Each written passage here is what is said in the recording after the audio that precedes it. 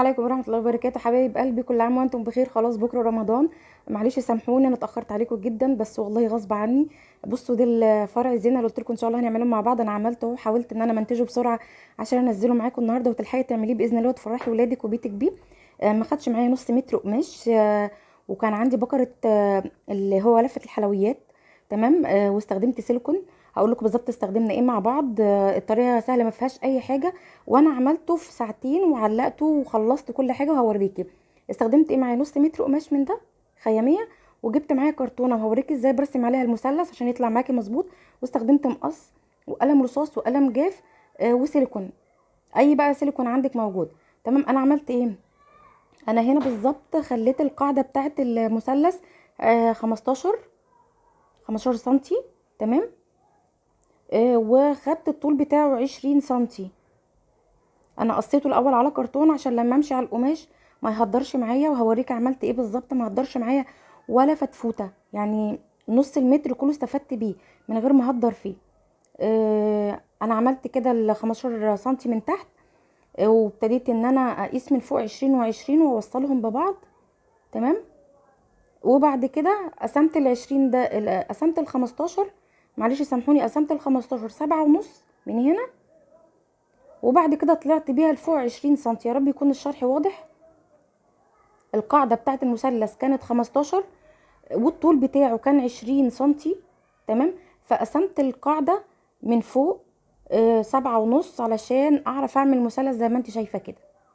يعني طول المثلث كان 20، قصيته طبعا. ده 15 وده 20. القاعدة 15 والطول بتاعه 20. انا ربنا يسامح ابني. المقص الكبير ما كانش شغال من كتر ما هو بيلعب بيه وبيقص وكده، فاضطريت ان انا اجيب مقص بنتي جنى. عملت ايه هنا في القماش؟ انا طبعا فردته وابتديت ان انا اخد بطول المتر. انا طبعا عملت على الظهر زي ما انت شايفه بوريكي كده. انا كل ده العلامات دي كانت على ظهر القماش. طول ما انا ماشيه بعلم بطول المسطره 20 سنتي 20 سنتي 20 سنتي، علشان لما اجي اوصلهم ببعض يبقى كلهم سوي واحد. تمام. انا بص الخط اهو عملته معاكي اهو. الطول ده كله كان 20 سنتي. تمام. ووصلته ببعض علشان انا اعرف اقص. جبت المثلث بقى، عملته ازاي؟ عملته كده، حطيته على القاعده من تحت. تمام. وخليت راس المثلث من فوق. انا بحاول اقرب لك بس عشان تشوفي. بصي. وابتديت ان انا امشي بالقلم الجاف عشان يبان عندي في القماشه. شايفه؟ انا مش عارفه واضح معاكي ولا لا، بس ان شاء الله بعد ما نخلص هوريكي بالظبط ظهر معايا وهوريكي بالتفصيل. انا عملته كمان بالمسطره عشان يبان اكتر. بصي. اظن كده يبقى واضح معاكي. هو كان واضح بصراحه بس التصوير مش مديله حقه. بصي. وهنا كمان باخد من اخر نقطه في المثلث اللي احنا عملناه. بمشي برضو. بحط المثلث التاني اللي هو الكرتون. تمام. وبمشي برضو بالقلم علشان اعلم في القماشه. طول ما انا ماشيه كده هيديني مثلث عملناه ومثلث تاني والمثلث التالت. انا هحط لك الكرتون عشان يبان. هنا كان مثلث وهنا كان مثلث نايم وهنا كان مثلث، يعني مثلث واقف، مثلث نايم ومثلث واقف. تمام. يا رب يكون الشرح واضح بس. ومشيت كده على كل القماشه. العرض كان 15 سنتي. تمام. وقصيته. وهوريك ازاي. انا بس بوريك انا عملت المثلثات كلها جنب بعض، مثلث واقف ومثلث نايم كده بطول الشريط اللي انا عملته عشان يسهل عليا الدنيا. انا عملته وخلصت. وقصيته زي ما انت شايفه. ده مقص بنتي جنى. ربنا يهديهم يا رب علينا. وبعد كده عملت ايه بعد ما قصيته؟ علشان انا عايزه اعمل كميه كبيره ومش هقعد طبعا اقيس كل شويه ولا حاجه، او ان انا اقعد اعلم كل شويه، مفيش وقت طبعا. فاضطريت ان انا اعمل ايه؟ حطيت ال القماشه اللي انا قطعتها على الخياميه اللي عندي. وقصيت تاني. تمام. ظبطته بس كده كل شويه ببص هو مظبوط مظبوط. انت عندك دبابيس وعايزه تدبسي، انا ما كانش معايا وقت بصراحه، يعني اللي هو عملته والحمد لله نفع معايا. وجبت يعني عملت 4 طبقات بالطريقه دي. حطيت اللي انا قطعته على القماش وقصيته، وبجيب القماش تاني واحط الطبقات عليه وقصيته وهكذا، وبحطهم على بعض. واثبت الطرف الناحيه التانية كنت مثبتاه طبعا بالكاميرا، موقفه عليه الكاميرا. وهتشوفيه معايا اتهز لما انا شديت القماش. بصي وبقص الاربع طبقات مع بعض، انا عامله 4 طبقات فوق بعض، علشان بدل ان انا كل شويه ما اجيب القماشه اللي انا قطعتها وارسم تاني على قماشه تانية وارسم، لا انا جبت الاربعه على بعض وحطيتهم وقصيتهم. ما خدش مني وقت خالص زي ما انت شايفه كده. هو بس التصوير هو اللي خد مني وقت، لكن بصي والله ما خدش مني وقت. يعني انت لو هتعملي طبعا عشان مش بتصوري فمش هياخد منك وقت عشان اولادك يعني. واو بنفرح البيت وندخل السرور على بيتنا، وندخل السرور على اولادنا بحاجات بسيطه ومش مكلفه. انا والله عملت البلكونه عندي وعملت مدخل البيت وعملت للشقه جوه نص بنص متر. تمام. انا هخلص طبعا كلها معاكي واوريكي بص الشكل عامل ازاي. طبعا كل مثلث من دول تحته 4، ان احنا اتفقنا مع بعض ان انا قصيت 4 طبقات. بصي الكميه عامله ازاي. ده انا على فكره اللي انا صورته لكم في البلكونه والمدخل كل ده فايض معايا تاني، باذن الرحمن ممكن اعمله. واخليه مثلا ازين بيه قدام شقه حماتي قدام شقه والدتي. كده يعني والله فاض معايا كتير، طبعا ما لحقتش ان انا طبعا الزقه. فقلت ان انا هفرح بيه حد تاني غيري ودخل السرور على اي حد تاني. بصي 4 طبقات معايا، 4 مثلثات، كل مثلث من دول كان تحتيه 4. اداني كميه كبيره والله العظيم. انا لما نزلت علشان اشتري بيقول لي 3 متر او 2 متر ب 15 جنيه. ليه؟ انا جايبه المتر ب 15 جنيه وبقول لك انا كل ده عاملاه بنص متر يعني ب 7 جنيه ونص. هو بس السيليكون اللي كلفني. السيليكون انا جايباه الواحده بجنيه ونص. بصي هو ده الشريط اللي انا بقول لك عليه اللي هنلزق مع بعض عليه المثلثات معانا. بصي بجيب المثلث كده، ده طبعا الوش بتاعه لا بقلبه. الظهر هو اللي هنحط عليه السيليكون وهو اللي هنتني عليه. انا طبعا سبت حته في الاول عشان نربط بيها مثلا في حبل غسيل، لو هنربط بيها في مسمار من بره عند البيت، لو هنربط بيها في ماسوره غاز مثلا نوصله بحاجه تانية. تمام. او من حيطه لحيطه.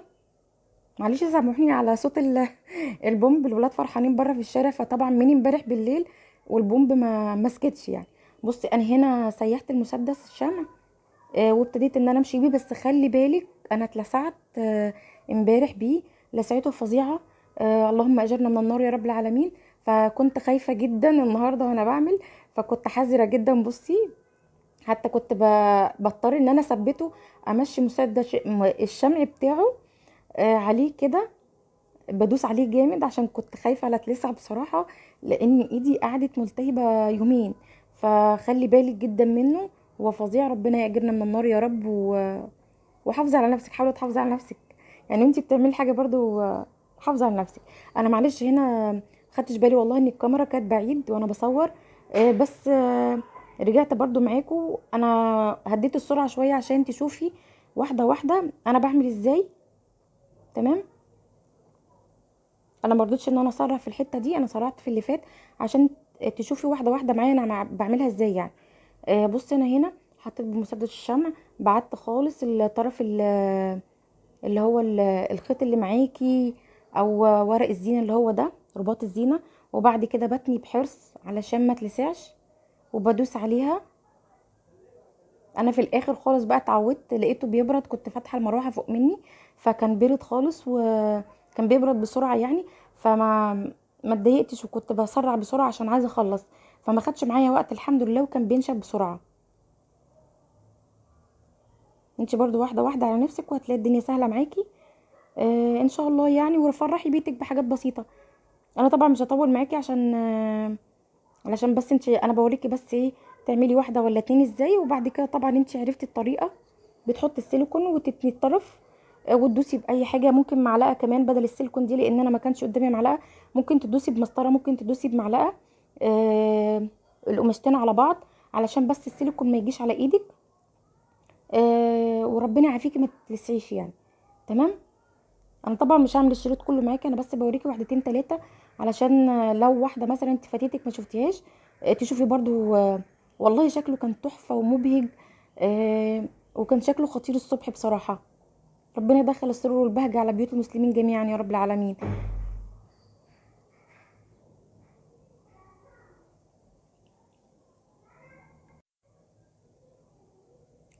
الحته برضو اللي بتبقى معايا لسه ما حطيتش فيها سيليكون او ما خدتش، بحط فيها نقطه او نقطتين وبدوس عليها تاني وما فيهاش اي حاجه. سهله والله. انا بقولك انا شفت شريط بره ب 15 جنيه وب 12 جنيه. آه، مش عاملين اي حاجه، يعني مترين هيعملوا لي ايه؟ فانا لما اجيب القماش واقطعه ما خدش مني حاجه، ما خدش مني وقت. جيبي اي حاجه. عارفه الخيط بتاع التريكو او الكروشيه؟ ده برضو ممكن تلزقي بيه فكره. كمان في حاجه تاني، في شرايط كده شبهها زي السيليكون كده. تمام. آه برضو ممكن تعملي بيه اي خيط عندك، اي حاجه، مش شرط الخيط اللي انا بستخدمه ده، او مش شرط رباط الزينه ده. لا، اي حاجه عندك متاحه وتقدري انت تعملي بيها، فرحي بيها اولادك عادي يعني. حتى ممكن الخيط اللي هو الخيط العادي بتاعنا، لو انت عملتيه كذا طبقه فوق بعض، او جبتي مثلا بكرتين خيط او 3 بكرات خيط وتلفيهم على بعض كده، برضو مفيش مشاكل يعني. المتاح عندك في البيت اي حاجه، فرحي بيها الولاد. بس انا كنت عايزه اقول لك كده يعني. كنت عايزه اقول لك كمان ان والله شكله كان تحفه وخطير. بصي، يعني ولادي اصلا الصغيرين حتى اللي ما كملوش سنه كانوا كل شويه، انا والله التصوير ده خد مني وقت بسبب ان انا كل شويه عايزين يتفرجوا وادخلهم ويتفرجوا. فكانت معاناه معايا بصراحه، فسامحيني ان انا ما قدرتش اعمل معاكي حاجه رمضان. بصي الزينه هنا في البلكونه بعد ما خلصتها، طبعا دخلت البهجه والسر. بصي علقتها، علقيها باي طريقه وباي شكل، المهم تفرحي بيها اولادك يعني. وهنا ده المدخل بتاع البيت، بصي علقتها ازاي مع فرع النور اللي انا صورته لكم. والله شكلها تحفه. بصي كمان هنا الزينة بالنور، انا قربتها لكم كمان عشان تشوفيها. خلي اي حد طبعا كبير هو اللي يعلقها، انا عشان اخد ان انا بعلق كل سنة الحمد لله، فلله الحمد علقتها بسرعة ما خدتش معايا وقت. يا رب يكون الفيديو افادك بحاجة، ويكون صدقة جارية ليا، وكل عام وانت بخير. وما تنسينيش في اللايك حبيبة قلبي. ويا رب يعود عليك الايام بخير والصحة والسعادة. انا عايزة اوريكي كمان اللي اتبقى معايا كان قد ايه. يعني انا اتبقى معايا، بصي اتبقى معايا قد ايه برضو. يعني عملت على المدخل وهنا وهنا وبرضو اتبقى معايا شريط. فحبيبة قلبي يا رب يكون الفيديو ده افادك بحاجة ولو بسيطة، وكل عام وانت بخير. ما تنسينيش في اللايك حبيبة قلبي. واللي لسه ما اشتركش في القناة فضلا يشترك، ويقعد عليكم الايام بخير. بصي انا وريتك بره ووريتك جوه عشان اقولك بس ان انا فعلا كفة معايا وزيادة. ولا الحاجة ان انت بتشتري من بره يعني. انت بتعملي احلى حاجه في بيتك، وبتعملي كل حاجه جميله من تحت ايدك. ويا رب يقعد عليك الايام بخير ان شاء الله. انا هصور لك الزينه دي كلها في الفيديو الجاي مع النور. وكل عام وانتم بخير، والسلام عليكم في حفظ الرحمن.